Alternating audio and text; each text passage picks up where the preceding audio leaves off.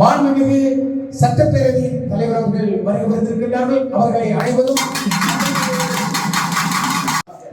ஏறத்தாழ 1200 கலைஞர்கள் பங்கேற்று 75 மணி நேர உலக சாதனையை நிகழ்த்தினார்கள். மாண்புமிகு சட்டப்பேரவை தலைவர் அவர்களுக்கு புதுவை அரசு கலைமாமணி விருதாளர் சங்கத்தின் சார்பாக பொன்னாடை அணிவித்து சிறப்பு செய்கின்றனர்.